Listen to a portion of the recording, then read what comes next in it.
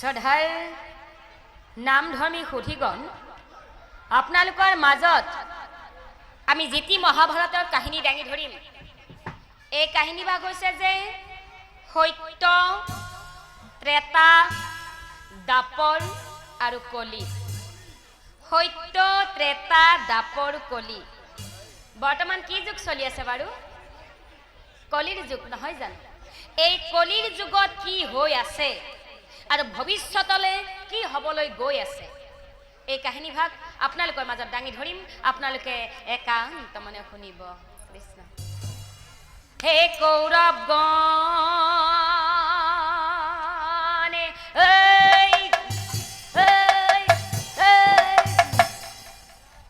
নিধন হ'ল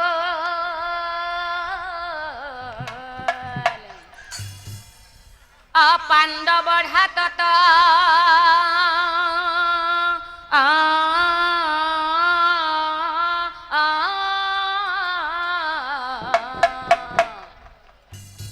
আৰু মহাৰংগে যুধিষ্ঠিৰে হবহে ৰাজপা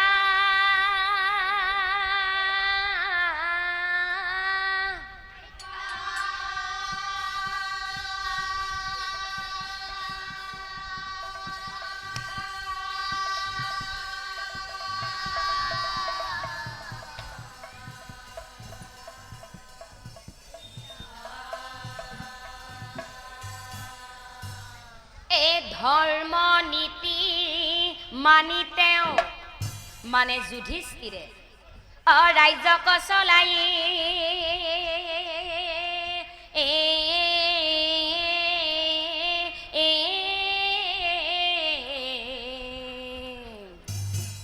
এই পুত্ৰ সম কৰিতে প্ৰজাক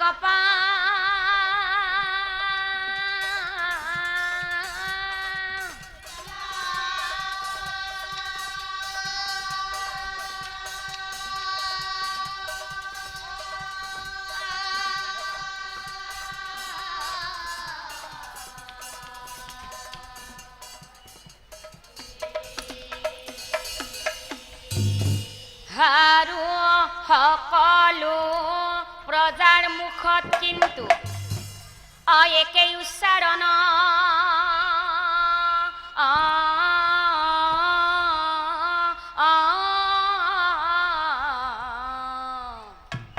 জয় ধৰ্মৰাজ যুধিষ্ঠিৰৰ,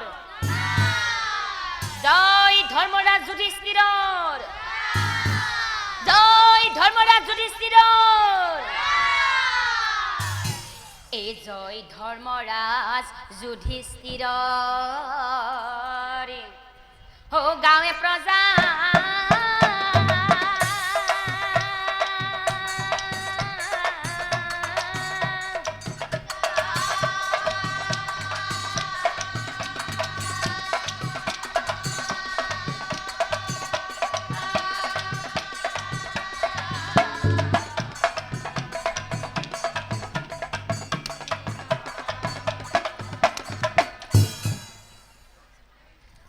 জয় জয় জয়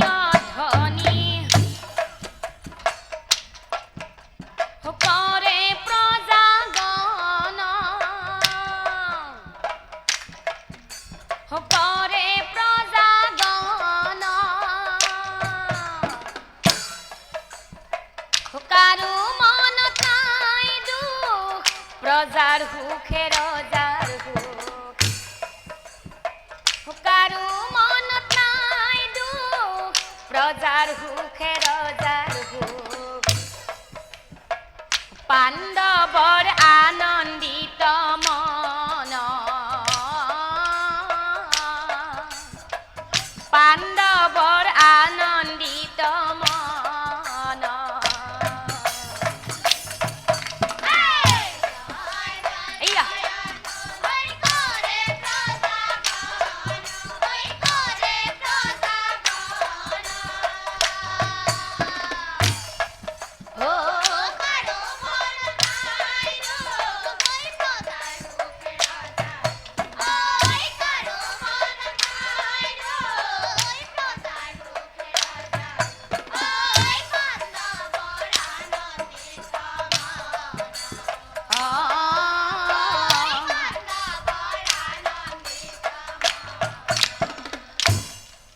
আৰু এনেকৈ কত দিন পাৰ হৈ যায় তাৰ পাছত কি হ'ল আৰু এদিনাখন সেই কালকলি আহি বন্ধু দাপৰক কৈছিল বন্ধু দাপৰি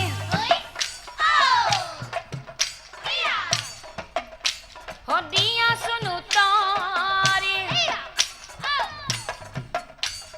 তোমাৰতো হে সময়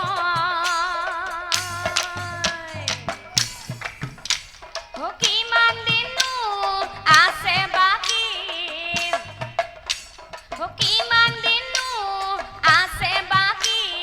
কোৱাচোন লৈ যাওঁ খবৰ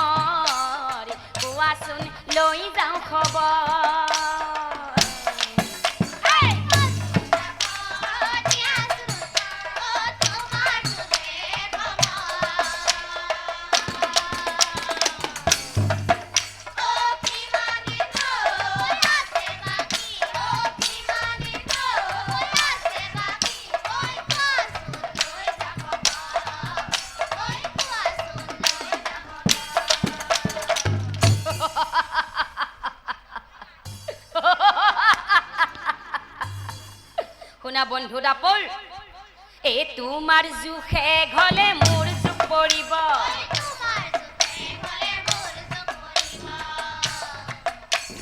তোমাৰ জোখে ঘলে মোৰ জোখ পৰিব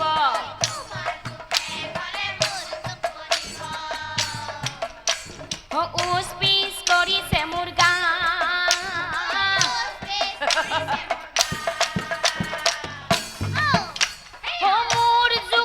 গলে এই সংসাৰ ৰখা তলে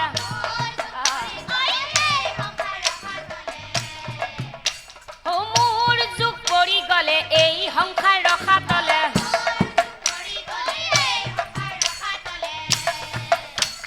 পৃথিৱীখন ৰখা তলে যাব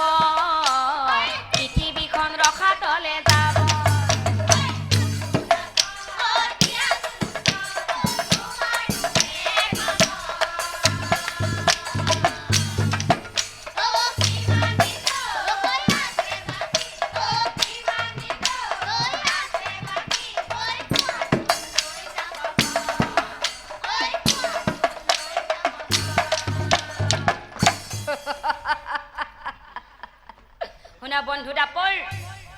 মোৰ যুগ পৰি গলে কি হ'ব জানে মোৰ যুগ পৰি গলে এই মানৱীয়তা নাইকিয়া হৈ যাব ধৰ্মিষ্ঠৰ মনৰ গতি হাল সলনি হ'ব আৰু এই যে ধৰ্মৰ জখলা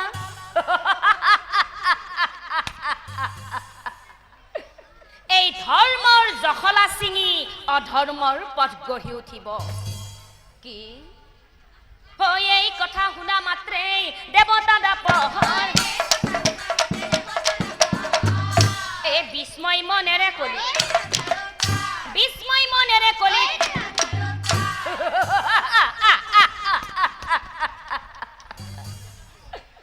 এয়া তো হাস্য মাৰি কলি দাপৰ শুনা বন্ধু দাপৰ মই আকৌ কৈছো মই কলি সামান্য মনৰ সৃষ্টি কৰো যদি মই এতিয়াই এই গোটেই সংসাৰখনে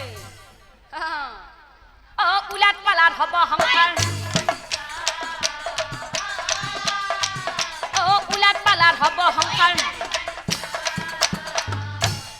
তেতিয়া আকৌ লগে লগে দাপৰে কৈছিল হয় নেকি কলি তুমি সামান্য মনৰ সৃষ্টি কৰিলেই এই গোটেই সংসাৰখন উলাট পালাট কৰি দিব পাৰিবা ঠিক আছে তেনেহলে কলি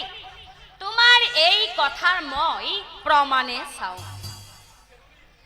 দাপৰে বোলে বাৰু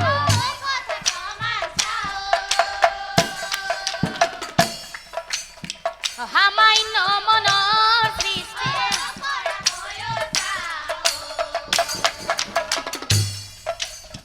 সামান্য মনৰ সৃষ্টি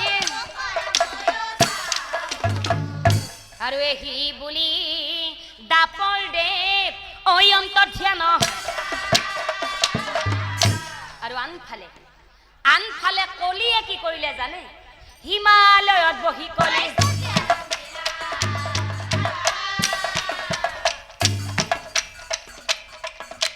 হিমালয়ত বহি কলি আৰু এতিয়া চাওকচোন ৰাইজ সেই কলিৰ কোপ দৃষ্টি পৰি সৰ্বনাশ হ'ল যুধিষ্ঠিৰৰ ৰাজ্যত বহু আৰু সেই কলিৰ কোপ দৃষ্টি পৰি যুধিষ্ঠিৰৰ ৰাজ্যত বহু অঘটন হ'বলৈ ধৰিলে ভাই ভাইৰ মাজত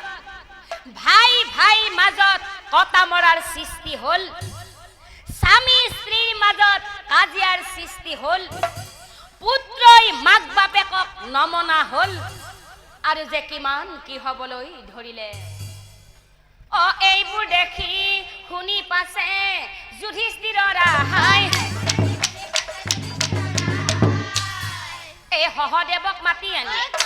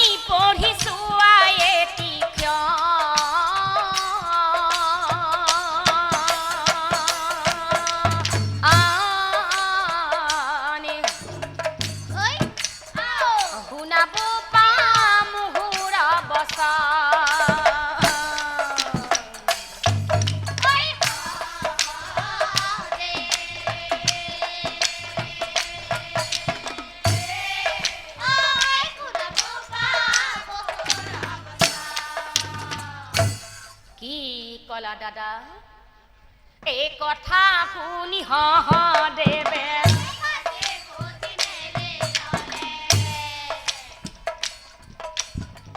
অংক পাতি কোনে মনে মন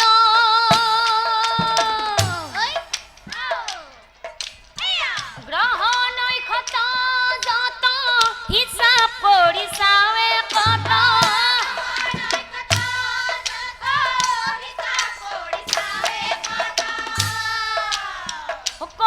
কাৰো কোনো দুখ নাই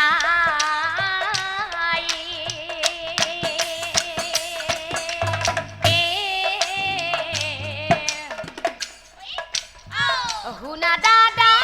মুহুৰ বচা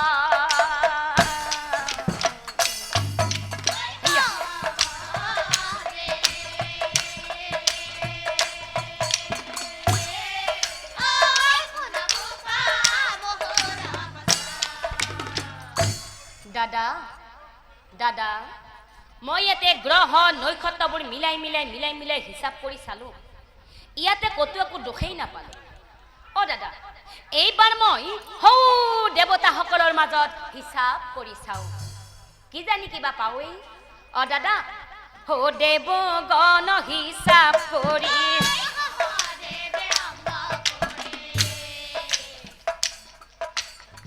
দেৱগণ হিচাপ কৰি অনন্তৰে যুধিষ্ঠিৰ কয় দাদা সৰ্বনাশ হিমালয়ত বহি কলি আছে কুপদৃষ্টি কৰি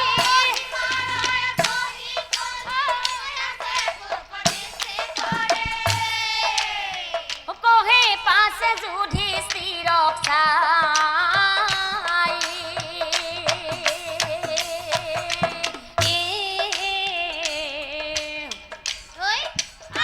শুনা দাদা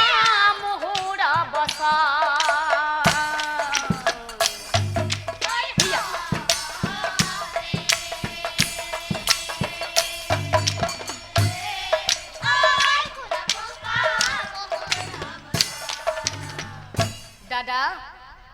দাদা হিমালয়ত বহি কলিয়ে যিহে আমাৰ ৰাজ্যত উপদৃষ্টি কৰি আছে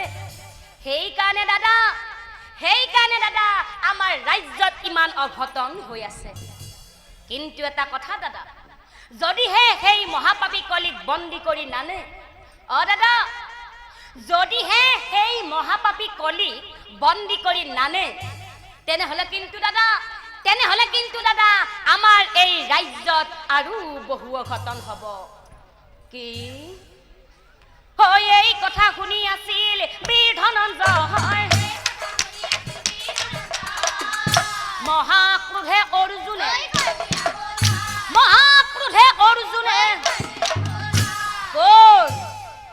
কোন সেই মহাপাপী কলি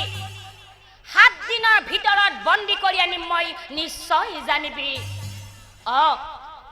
যদিহে 7 দিনৰ ভিতৰত সেই মহাপাপী কলিক মই বন্দী কৰি আনিব নোৱাৰো তেনেহলে মোৰ নামো অৰ্জুন নহয় এই হাতে গাণ্ডীপ লৈ যায় বীৰ ধনঞ্জয় মহাক্ৰোধে চলি গলা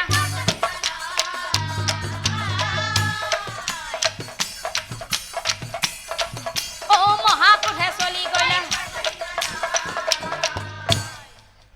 যায়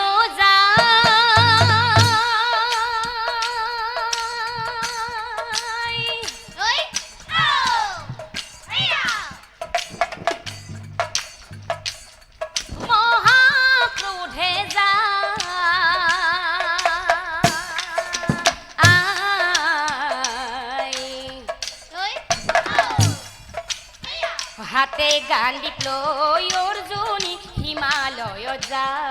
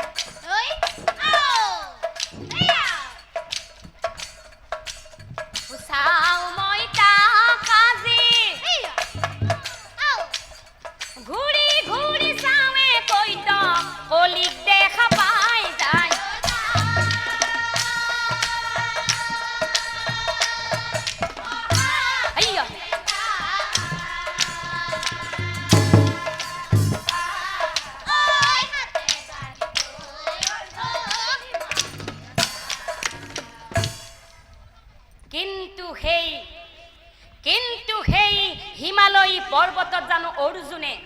কলিক বিচাৰি পালে নাপালে সেই হিমালয় পৰ্বতত অৰ্জুনে